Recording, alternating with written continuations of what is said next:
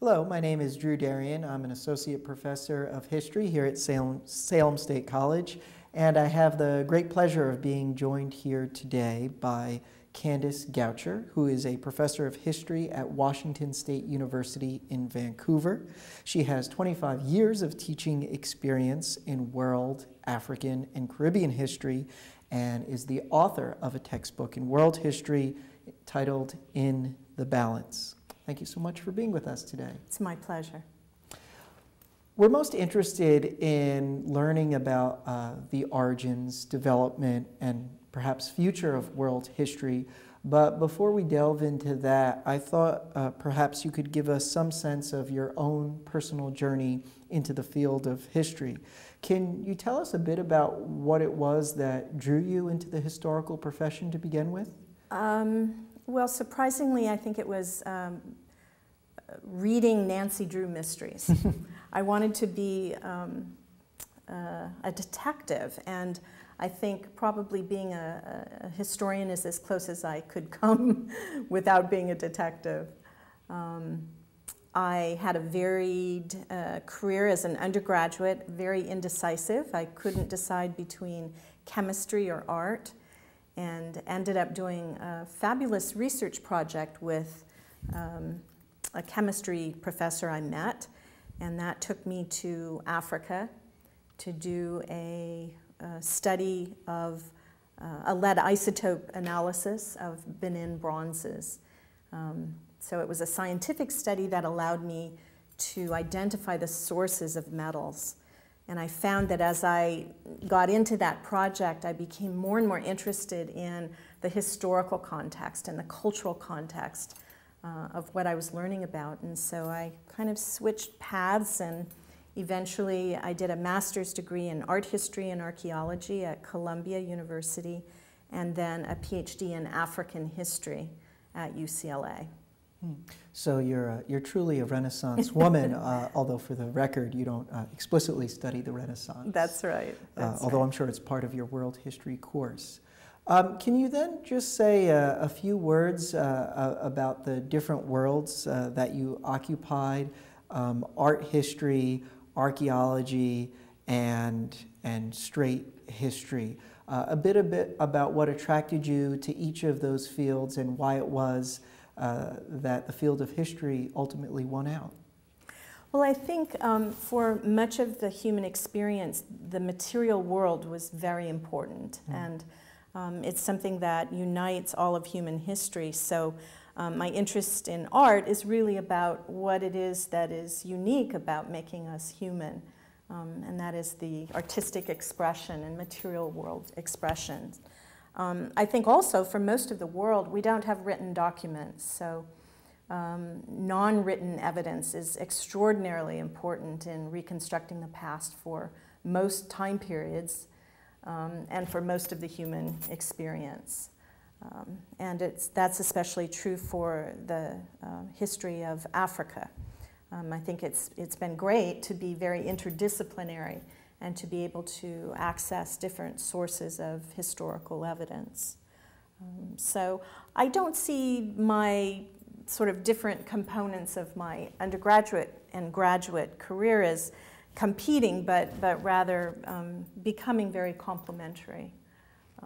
And it certainly broadened my interest in history and in ideas, and in, I think, eventually led to my interest in world history. And you went to UCLA to study African history. Mm-hmm. What was it that intrigued you about that line of inquiry?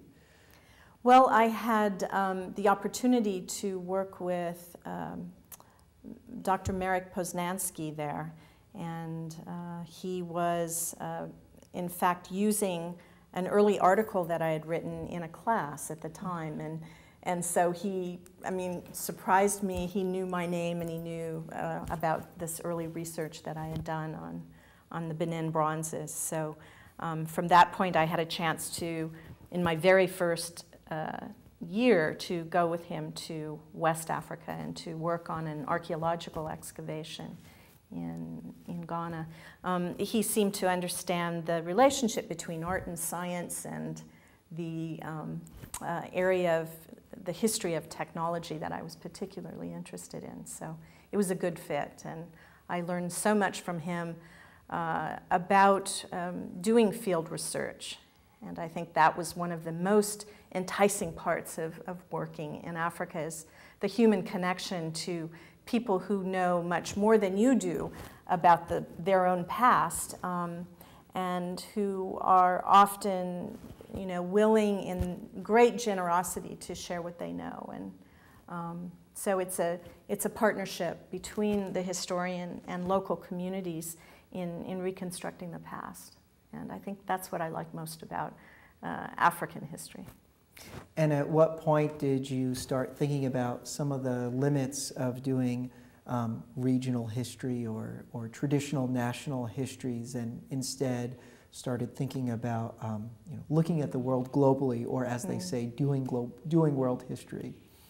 Well, I think as I was finishing up my dissertation and looking around for a job, and in my first job, began to be asked to teach all kinds of things, including world history.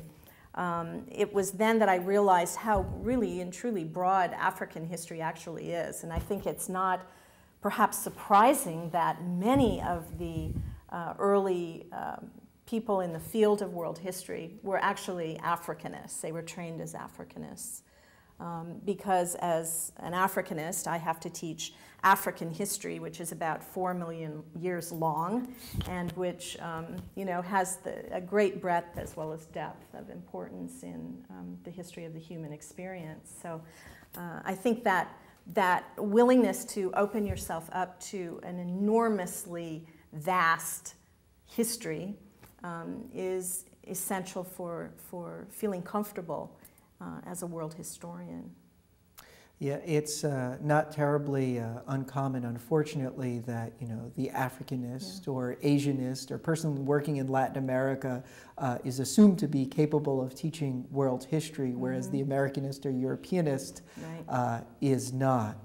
And all too often, as you know very well, world history courses can often have a Eurocentric basis to them, that it becomes Western civilization with a little bit of sprinkling of Asia, Africa, and Latin America.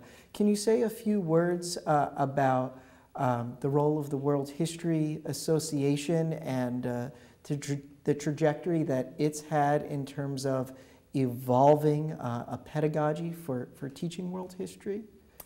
Well, I think, again, there have been some key players who have had, in that early generation, a foot in African history and a foot in world history. Our experience as Africanists, I think, has helped us to listen to voices of difference and to understand history as something that has competing, sometimes dissonant voices incorporated into it, so that teaching about the history of the world, which is a really big task, about as big as it gets, I think is parallel to teaching about the African continent. In some ways, then, the early beginnings of the World History Association encompassed that breadth that Africanists brought with them.